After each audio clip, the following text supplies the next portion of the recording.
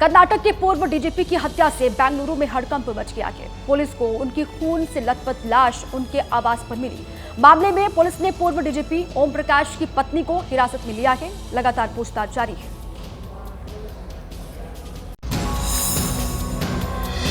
कर्नाटक के पूर्व डीजीपी ओम प्रकाश की हत्या की गुत्थी सुलझाने की कोशिश में पुलिस जुटी हुई है, जिनकी खून से लथपथ लाश उनके आवास से रविवार को बरामद की गई थी। वारदात में किसी धारदार हथियार के इस्तेमाल का शक जताया जा रहा है। पुलिस ने बताया कि खून ज्यादा बहने की वजह से ओम प्रकाश की मौत हुई। जिस वक्त वारदात हुई उस वक्त उनकी पत्नी और बेटी लिविंग रूम में मौजूद थे। वहीं पुलिस ने शक के आधार पर उनकी पत्नी को हिरासत में लिया है, जिनसे पूछताछ की जा रही है। ये बात भी सामने आ रही है कि प्रॉपर्टी को लेकर भी उनके परिवार में अनबन चल रही है। ओम प्रकाश अपनी प्रॉपर्टी बेटे के नाम करना चाहते थे। उनकी पत्नी उनके इस फैसले के विरोध में थी। पुलिस की शुरुआती जांच इसी कड़ी के इर्द गिर्द घूम रही है। पुलिस ने इसी वजह से उनकी पत्नी को हिरासत में लिया है। ओम प्रकाश 1981 बैच के आईपीएस अधिकारी थे। बिहार के चंपारण जिले के मूल निवासी थे। 1 मार्च 2015 को कर्नाटक के डीजीपी बने थे। वहीं झारखंड के जमशेदपुर में राजपूत कर्मी सेना के राष्ट्रीय उपाध्यक्ष की गोली मारकर हत्या कर दी गई है। वारदात के बाद गुस्साए लोगों ने हाईवे जाम कर नारेबाजी की और आरोपियों की जल्द गिरफ्तारी की मांग की। ये तस्वीर है श्री राजपूत करनी सेना के राष्ट्रीय उपाध्यक्ष विनय सिंह की, जिनकी रविवार रात अज्ञात हमलावरों ने गोली मारकर हत्या कर दी। पुलिस को सूचना मिली थी कि विनय सिंह रविवार सुबह 11:30 पर घर से निकले थे, लेकिन उनका कुछ पता नहीं चल रहा। जांच शुरू की तो फोन की लोकेशन बालीगुमा में मिली। डेड बॉडी के सामने से एक कंट्री मेड पिस्टल है का स्कूटी घटना स्थल से बरामद हुआ है। जैसे हम लोग इन्वेस्टिगेशन में आगे बढ़ेंगे सारा खुलासा क्लियर हो। घटना के बाद राजपूत करनी सेना के लोग गुस्से में हैं। पुलिस प्रशासन के खिलाफ जमकर नारेबाजी की। टायर जलाए गए और डिमना चौक और NH 33 को जाम कर दिया गया। डीएसपी साहब हैं, आके आश्वासन नहीं देते हैं तो शहर पूरा अस्त व्यस्त होगा। पुलिस के आला अधिकारियों ने आरोपियों की जल्द गिरफ्तारी का भरोसा दिया, तब प्रदर्शन खत्म किया गया। इस बीच पुलिस आरोपियों के सुराग के लिए सीसीटीवी फुटेज खंगाल रही है। सुप्रीम कोर्ट और सीजीआई पर सवाल उठाकर विवादों में फंसे बीजेपी सांसद निशिकांत दुबे पर कार्रवाई की मांग तेज होने लगी है। सुप्रीम कोर्ट के एक वकील ने अटॉर्नी जनरल को चिट्ठी लिखकर अवमानना की कार्रवाई की मांग की है। बीजेपी सांसद निशिकांत दुबे ने सुप्रीम कोर्ट के संवैधानिक दायरे और मुख्य न्यायाधीश संजीव खन्ना पर जो बयान दिया, उसके बाद उनके खिलाफ कंटेम्प्ट ऑफ कोर्ट यानी अदालत की अवमानना की कार्रवाई की मांग जोर पकड़ने लगी। सुप्रीम कोर्ट के एक एडवोकेट ऑन रिकॉर्ड ने अटॉर्नी जनरल को चिट्ठी लिखकर अवमानना के मुकदमे की इजाजत मांगी। वकील ने अटॉर्नी जनरल आर वेंकट रमनी को पत्र लिखकर निशिकांत दुबे के बयान की जानकारी दी है। इसमें कंटेम्प्ट ऑफ कोर्ट एक्ट का जिक्र किया गया है। दरअसल सुप्रीम कोर्ट के नियम के तहत अटॉर्नी जनरल या सॉलिसिटर जनरल की सहमति के बाद ही सुप्रीम कोर्ट की अवमानना की कार्रवाई शुरू हो सकती है। एडवोकेट ऑन रिकॉर्ड ने अपने पत्र में लिखा है कि संविधान में सुप्रीम कोर्ट को दायित्व दिया गया कि वो किसी कानून की संवैधानिकता की जांच करे। निशिकांत दुबे बातों को गलत तरीके से रखकर सुप्रीम कोर्ट को बदनाम करने की कोशिश कर रहे हैं। निशिकांत दुबे ने अपने बयान में सुप्रीम कोर्ट और सीजीआई को देश में धार्मिक युद्ध के लिए जिम्मेदार बताया था। बीजेपी अध्यक्ष जेपी नड्डा ने निशिकांत दुबे के बयान को निजी बयान बताते हुए इससे किनारा कर लिया। लेकिन बीजेपी के नेता न तो नड्डा और न ही पार्टी लाइन की सुन रहे हैं और निशिकांत के समर्थन का दायरा लगातार बढ़ता ही जा रहा है। तो दूसरी तरफ विपक्ष ने भी अब मोर्चा खोल दिया है। निशिकांत दुबे के बयान को लेकर बीजेपी की किरकिरी हो रही है। एक तरफ ये मामला थमने का नाम नहीं ले रहा, तो दूसरी तरफ बीजेपी के बयानवीर नई मुश्किल खड़े करते जा रहे हैं। इसमें नया नाम जुड़ गया है पश्चिम बंगाल से पार्टी की फायर ब्रांड नेता अग्निमित्रा पॉल का। इन्होंने भी निशिकांत दुबे का समर्थन किया है। देखिए, निशिकांत दुबे जी जो बोले हैं वो तो सही बात बोले हैं, और जिसका अपॉइंटमेंट महामहिम राष्ट्रपति करते हैं उसको आप नहीं मानेंगे तो दरकार नहीं है फिर पार्लियामेंट और राष्ट्रपति का, सारे सीजीआई करे। निशिकांत दुबे के बयान ने विपक्ष को सरकार और बीजेपी पर हमला करने के लिए बैठे बिठाए मुद्दा दे दिया। स्वयं भारतीय जनता पार्टी ने कहा है कि ये उनका खुद का विचार है, हम लोग उसमें शामिल नहीं है। भारतीय जनता पार्टी समय समय पर किस तरीके से डिवाइड एंड रूल कर सकें, समाज में कैसे डिवीजन करें। कांग्रेस ने इस मामले में सुप्रीम कोर्ट से खुद संज्ञान लेने और निशिकांत दुबे के खिलाफ अवमानना का मामला दर्ज करने की अपील की है। पश्चिम बंगाल के मुर्शिदाबाद में हुई हिंसा की जांच की मांग वाली याचिकाओं पर सुप्रीम कोर्ट में आज सुनवाई होने वाली है। उधर राहत की खबर यह है कि हिंसा के बाद राहत शिविरों में रह रहे लोग अपने घर अब वापस लौट रहे हैं। नए वक्फ कानून के खिलाफ विरोध प्रदर्शन के बाद हुई हिंसा में मुर्शिदाबाद कई दिनों तक जलता रहा। हिंसा फैलाने के लिए आरोप प्रत्यारोप भी लगे। हिंसा की जांच की मांग लगातार जारी है। इसी से जुड़ी याचिकाओं पर सुप्रीम कोर्ट में 2 जजों की बेंच में आज सुनवाई शुरू होगी। बेंच में 2 मामले सुनवाई के लिए लगे हैं। इन याचिकाओं में कोर्ट की निगरानी में निष्पक्ष जांच, हिंसा पर नियंत्रण और प्रभावित लोगों की सुरक्षा की मांग की गई है। उधर मुर्शिदाबाद से राहत भरी खबर आने लगी। हिंसा से सबसे ज्यादा प्रभावित इलाकों में शामिल धुलियान में लोग अपने घर वापस लौटने लगे। हिंसा के बाद से धुलियान के कई परिवार पलायन कर मालदा जिले के एक स्कूल में बनाए गए राहत शिविर में रह रहे थे। Other than 50, all have returned as per latest data. वहीं हिंसा को लेकर सियासी वार पलटवार अभी भी जारी है। भारतीय जनता पार्टी किसी भी घटना से राजनीतिक लाभ लेना चाहती। जो कुछ हुआ होगा उसमें कहीं न कहीं भारतीय जनता पार्टी का भी हाथ रहा होगा। अखिलेश यादव का भाषण राजनीति से प्रेरित है। बिहार के दौरे पर पहुंचे कांग्रेस के राष्ट्रीय अध्यक्ष मल्लिकार्जुन खड़गे ने एक जनसभा की, जिसमें उन्होंने नए वक्फ संशोधन कानून को लेकर बीजेपी पर ताबड़तोड़ कई वार किए। तो वहीं असदुद्दीन ओवैसी भी नए वक्फ कानून के खिलाफ लगातार आवाज बुलंद कर रहे हैं। एक तरफ बिहार का किशनगंज वक्फ कानून के खिलाफ लग रहे नारों से गूंज रहा था, तो बिहार के ही बक्सर में कांग्रेस अध्यक्ष मल्लिकार्जुन खड़गे जनसभा करने पहुंचे थे। मल्लिकार्जुन खड़गे ने भी आरोप लगाया कि बीजेपी की राजनीति सिर्फ हिंदू मुसलमान पर टिकी हुई है। मोदी जी ने एक बिल वक्फ बिल ला के लोगों को कहकर जबरदस्ती से ये वक्फ बिल बना लिया। वक्फ कानून के खिलाफ बिहार से लेकर हैदराबाद तक सियासी संग्राम छिड़ा है। AIMIM अध्यक्ष असदुद्दीन ओवैसी जिस भी सभा में जा रही हैं, वहीं से वक्फ कानून को लेकर सरकार की नीयत पर सवाल उठा रहे हैं। आपके पास सेलफोन है, जरा खोल के लाइट जलाओ ताकि हम इस वक्फ कानून के खिलाफ पूरे मुल्क को पैगाम दे सकें। इससे पहले भी हैदराबाद में ओवैसी ने वक्फ कानून के खिलाफ जनसभा की थी। वो जनसभा उनकी पार्टी के मुख्यालय में की गई थी, जिसमें all India Muslim personal law board के नेता भी मौजूद थे।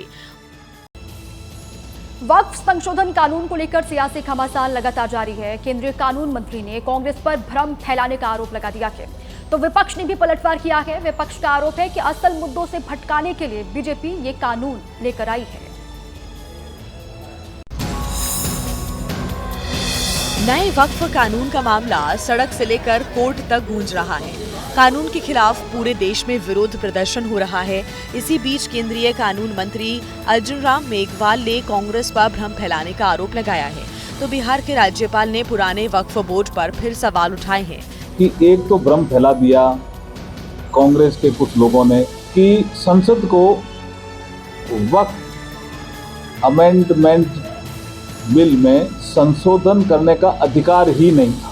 कोई अस्पताल हो, कोई यतीम खाना हो, कोई चैरिटी ऑर्गेनाइजेशन हो जो वक्फ वाले चला रहे हैं, हाँ आपको वक्फ की जमीन पे मॉल मिलेंगे बड़े बड़े।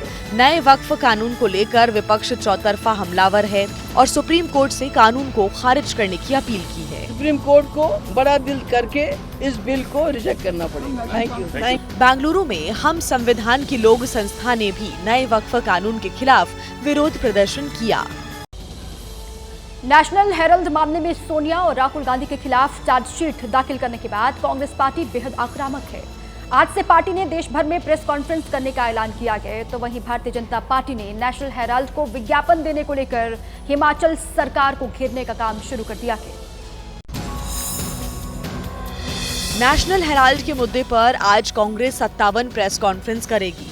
पार्टी के नेता पूरे देश में नेशनल हेराल्ड को खत्म करने की कथित साजिश का पर्दाफाश करेंगे। ये प्रेस कॉन्फ्रेंस 21 से 24 अप्रैल के बीच 57 शहरों में होगी। 57 नेताओं की सूची तैयार कर ली गई है।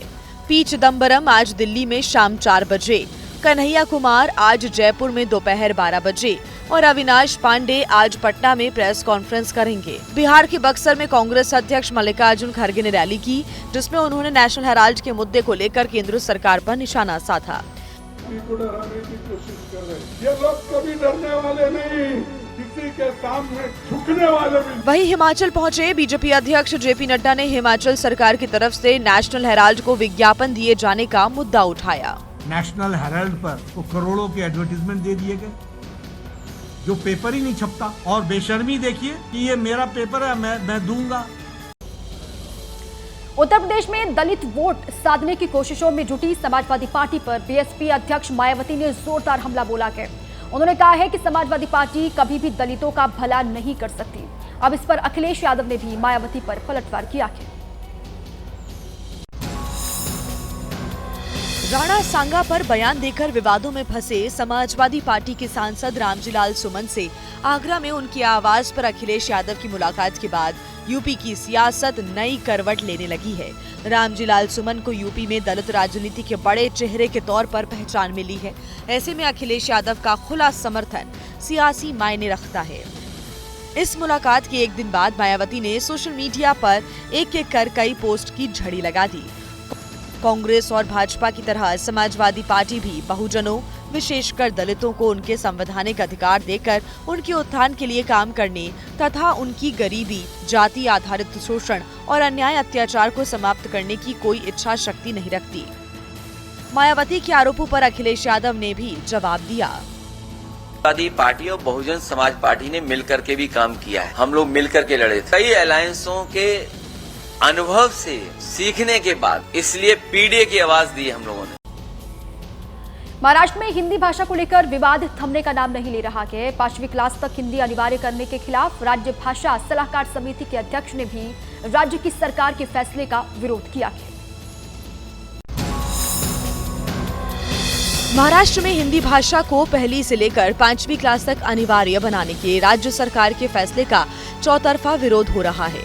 इस सियासी घमासान में अब राज्य भाषा सलाहकार समिति भी कूद पड़ी है। हमारे सदस्यों से चर्चा करके ये जो डिसीजन लिया है हिंदी का सख्ती से सिखाने का, उसका हम घोर विरोध करते हैं। इसके कई वजह है। एक तो नेशनल एजुकेशन पॉलिसी 2020 में 3 भाषा का प्रावधान नहीं था। वहीं महाराष्ट्र के सीएम देवेंद्र फडणवीस ने हिंदी भाषा को जबरन थोपने के आरोपों को खारिज किया है और साफ किया है कि राज्य में मराठी ही अनिवार्य भाषा होगी। मराठीच्या ऐवजी हिंदी अनिवार्य केलेली नाही, मराठी अनिवार्यच आहे। पण नवीन शैक्षणिक धोरणामध्ये 3 भाषा शिकण्याकरता त्या ठिकाणी संधी दिलेली आहे। 3 भाषा शिकणं अनिवार्य है। तमिलनाडु की सत्ता पर काबिज डीएमके ने भी 3 भाषा की नीति को बीजेपी की साजिश बताया है। दिल्ली में बीजेपी की रेखा गुप्ता सरकार और आम आदमी पार्टी में तकरार लगातार जारी है। सीएम ने जल संकट खत्म करने के लिए 1100 से ज्यादा जीपीएस से लेस टैंकर्स को हरी झंडी दिखाई, तो आम आदमी पार्टी ने कहा कि ये योजना तो हमारी थी। राजधानी दिल्ली में पानी की समस्या को खत्म करने और लोगों को समय पर पानी की आपूर्ति सुनिश्चित करने की दिशा में रेखा गुप्ता सरकार ने बड़ी पहल शुरू की है। सीएम रेखा गुप्ता ने 1110 जीपीएस लगे टैंकर को हरी झंडी दिखाई। हर एक टैंकर पे दिल्ली सरकार के नाम की ब्रांडिंग, ताकि टैंकर कहीं भी खड़ा हो तो ये संज्ञान में रहेगा कि ये दिल्ली सरकार के द्वारा भेजा हुआ जल है। उसके अंदर जीपीएस सिस्टम का लगना, ताकि उसकी पूरी की पूरी ट्रैक रिकॉर्ड ध्यान में आए। रेखा गुप्ता सरकार ने पानी के लिए 9000 करोड़ रुपए के बजट का प्रावधान रखा है, जिसमें से 150 करोड़ रुपए इस नए प्रोजेक्ट के लिए रखे गए हैं, ताकि फ्लो मीटर और शुद्धता के प्रमाण का ध्यान रखा जा सके। दिल्ली सरकार की योजना पर आम आदमी पार्टी का कहना है कि उसके कार्यकाल में ही ये योजना शुरू की गई थी। पहले भी आप टैंकरों को ट्रैक कर सकते थे। वेबसाइट पे आप टैंकर का नंबर डाल दो, वो जीपीएस ट्रैकिंग हो जाती है वेबसाइट पे। आपने क्या नई ट्रैकिंग कर दी? ट्रैकिंग पहले से मौजूद थी। त्रिपुरा में बांग्लादेश की बड़ी साजिश का खुलासा हुआ है। आरोप है कि बांग्लादेश के कालिकापुर में तटबंध पर बांध का निर्माण हो रहा है, जिससे भारत के कई गांवों पर बाढ़ का खतरा पनप रहा है। आरोप है कि बांग्लादेश दक्षिणी त्रिपुरा में एक और बांध बनाने में जुटा हुआ है, जिसकी वजह से त्रिपुरा के कई गांव और कस्बे के लोगों को बाढ़ की फिक्र सताने लगी है। भारत और बांग्लादेश के बीच बढ़ते तनाव को देखते हुए ये हरकत बड़ी साजिश की ओर इशारा कर रही है। ग्रामीणों से हालात को समझने के लिए सीपीएम विधायक दीपांकर सेन ने सीमावर्ती इलाके का दौरा किया, जिन्होंने बताया कि बांग्लादेश की ये करतूत भारत बांग्लादेश के रिश्ते के लिए अच्छी नहीं है। बांध का निर्माण भारत बांग्लादेश समझौते के खिलाफ है। बांग्लादेश ने इंदिरा मुजीब समझौते को तोड़ा है, जिसके तहत जीरो लाइन पर निर्माण की इजाजत नहीं है। सीपीएम विधायक दीपांकर सेन ने इसे गंभीर स्थिति माना है और गृह मंत्रालय से मामले में हस्तक्षेप की अपील की है। साफ है कि बांग्लादेश दक्षिणी त्रिपुरा बॉर्डर पर बड़ी हिमाकत करने की कोशिश कर रहा है। हालांकि वो ये नहीं जानता कि भारत उसका मुंहतोड़ जवाब देना जानता है। ऐसे में माना जा रहा है कि जल्द ही भारत की ओर से इस मामले में कोई बड़ा कदम उठाया जा सकता है। राजस्थान के हनुमानगढ़ में कांग्रेस विधायक और डीएसपी के बीच जमकर कहासुनी हुई है। विधायक मजदूर की मौत के मामले में थाना अधिकारी के सस्पेंशन की मांग कर रहे थे और इस दौरान उनकी डीएसपी करण सिंह से इस कदर कहासुनी हुई कि नौबत हाथापाई तक पहुंच गई। सर मुकदमा दर्ज नहीं है, अब तो सस्पेंड करो इंचार्ज को। क्योंकि किया नहीं गया है सर, इंचार्ज को मुकदमा दर्ज इसलिए नहीं है क्योंकि किया नहीं गया है सर। आप सर फालतू बहस मत करो। आप कौन हो? कौन हो आप? तो फिर क्या हो गया डिप्टी एसपी? क्या हो गया डिप्टी एसपी? फिर क्या हो गया? क्या हो गया? क्या हो गया? क्या हो गया? क्या जिम्मेदारी है तेरी? हनुमानगढ़ में यह हंगामा एक मजदूर की मौत को लेकर बरपा है। पीड़ित परिजनों की शिकायत पर कांग्रेस विधायक अभिमन्यु पूनिया थाने के सामने धरने पर बैठे थे, जहां पर उनकी डीएसपी करण सिंह से कहासुनी हुई। अभिमन्यु पूनिया का आरोप है कि संगरिया पुलिस ने फैक्ट्री संचालकों से मिली भगत कर मामले को दबाने की कोशिश की, जिसके बाद अब वो थाना अधिकारी को सस्पेंड करने की मांग कर रहे हैं। आरोप है कि अजय नाम के मजदूर की फैक्ट्री में काम करते वक्त मौत हो गई थी। मामले में ठेकेदार की लापरवाही सामने आई थी, लेकिन पुलिस ने मामले को दबाने की कोशिश की। वहीं कई दौर की बातचीत के बाद प्रशासन और मृतक मजदूर के परिजनों के बीच समझौता हो गया। उस परिवार को 7.5 लाख मुआवजा, 5 लाख चिरंजीवी मुआवजा मिले। यूपी के अमेठी में रफ्तार का कहर देखने को मिला है, जहां पर बारातियों से भरी कार बेकाबू होकर पेड़ से टकरा गई और इसके बाद उसमें आग लगी। कार सवार 5 लोग इस हादसे में घायल बताए जा रहे हैं। सड़क के किनारे धू धू कर जल रही कार से भीषण लपटें निकलती दिख रही हैं। बताने की जरूरत नहीं है कि हादसा कितना भीषण था। तस्वीरें अमेठी के, जहां पर बारातियों से भरी ये कार तेज रफ्तार की वजह से हादसे का शिकार हो गई। ड्राइवर ने कार पर कंट्रोल खो दिया, जिसके बाद ये सड़क किनारे मौजूद पेड़ से टकरा गई और टकराते ही कार में आग लग गई। हादसे के वक्त कार में 5 लोग सवार थे, जिन्होंने घायल होने के बावजूद किसी तरह कार से कूदकर अपनी जान बचाई। हादसे की जानकारी मिलते ही पुलिस भी मौके पर पहुंच गई, जिसने आसपास ट्रैफिक को रुकवाया और हादसे में घायल 5 लोगों को अस्पताल पहुंचाया। स्थानीय लोगों ने बताया कि कार में सवार लोग बारात में शामिल होने के लिए गरेली से तुलसीपुर गांव जा रहे थे, लेकिन रास्ते में ही ये हादसे का शिकार हो गए। हादसा भुसियावा गांव के पास मौजूद धर्म कांटा के पास हुआ। आग की जानकारी मिलने के बाद फायर ब्रिगेड की टीम भी मौके पर पहुंची, जिसने आग को बुझाया। हालांकि तब तक ये कार पूरी तरह जलकर खाक हो चुकी थी। पुलिस के मुताबिक हादसे का शिकार हुए सभी लोग खतरे से बाहर हैं। बरेली में बॉलीवुड एक्ट्रेस दिशा पाटनी की बहन खुशबू पाटनी ने एक बच्चे को बचाया, जिसे एक खंडहर में लावारिस छोड़ दिया गया था। बच्चे को बचाने का वीडियो खुशबू ने इंस्टाग्राम पर पोस्ट भी किया और वादा किया कि वो बच्चे का ख्याल रखेंगी।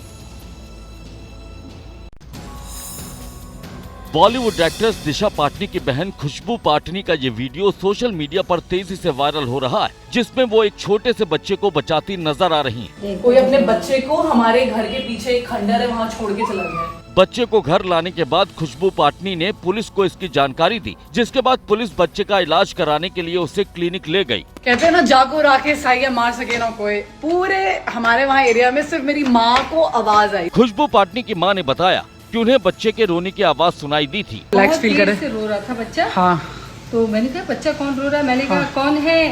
कोई है, कोई है। किसका बच्चा रो रहा? कोई बोला ही नहीं। तो वहाँ देखा बच्चा कोने में पड़ा हुआ था।